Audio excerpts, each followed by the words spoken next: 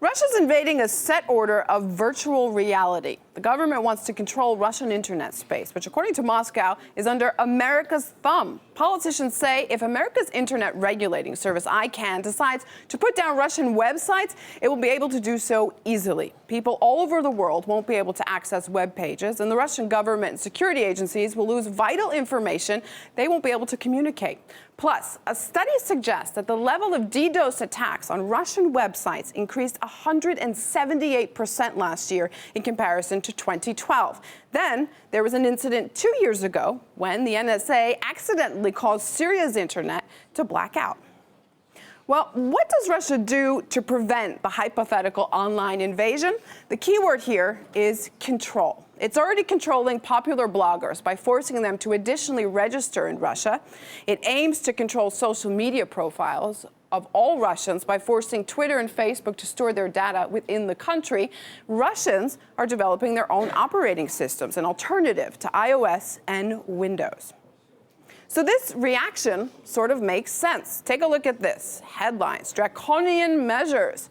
Russia will be unplugged from the internet. In other words, complete internet censorship. Well, Russians, they're also ringing the democracy alarm too. At least on social media, they think it could soon be unavailable completely.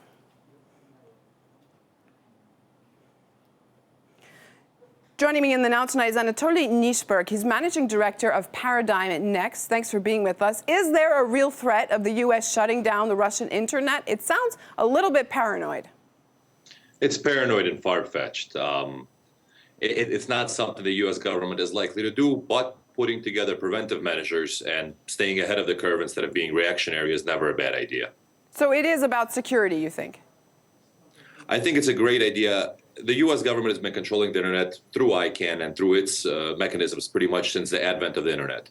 For Russia to put the same safety in place for their citizens, I see nothing wrong with being ready should something come up.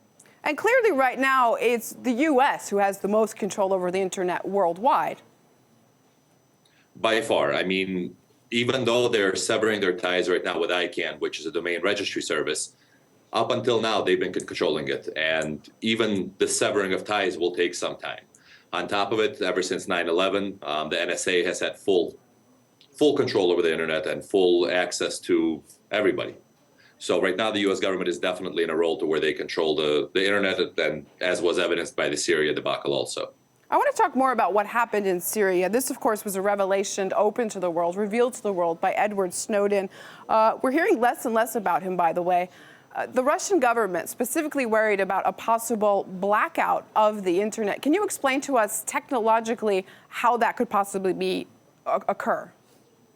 Well, what happened with Syria seems like it was more of a fluke than anything else, that while the U.S. government was putting in systems to track the activity out of Syria, they did accidentally shut it down for a period of, I think it was several hours.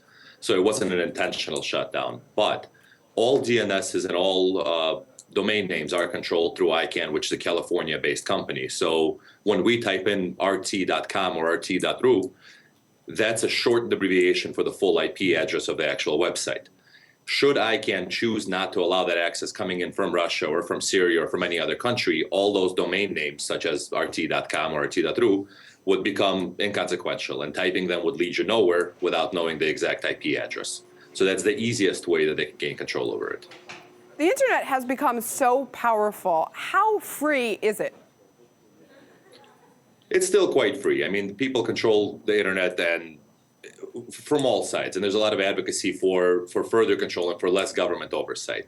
With that being said, the internet has become such an essential part of our lives that it needs some level of oversight purely for safety and security reasons. And whether it be the U.S. government securing its citizens, the Russian government securing its, or any other country, there should be some oversight to make sure that that free flow of information is able to continue despite conflicts, despite outside interferences. So Russia is weighing creating this turn-off switch, a kill switch, basically, that if there was ever a kind of informational attack, they would be able to control the internet. But critics say this is a crackdown. Is that what we're seeing? A kill switch essentially would be definitely a crackdown, but I think what Russia is trying to do is far more than just a kill switch. They're trying to create an intranet of sorts So it's not internet that accesses the World Wide Web, but there will be an inside internet for the country of Russia. So the country could sustain connectivity amongst its companies, amongst its websites. One of the requirements that Twitter and Facebook host their services on Russian servers so they could continue operating despite somebody else shutting off the Russian internet. So would Russians, common internet users, suffer from this measure? They shouldn't if it's implemented properly. If nobody uses it to unfair advantage, there should be no problems. However, obviously, it can be used to unfair advantage if, in case of mass protest or anything of the like, if the Russian government chooses to shut off the internet to prevent further escalation, then obviously there would be a limited information and communication within the country. All right, Anatoly Nishberg, Managing Director of Paradigm Next, thanks so much for breaking that down for us tonight in The Now. My pleasure.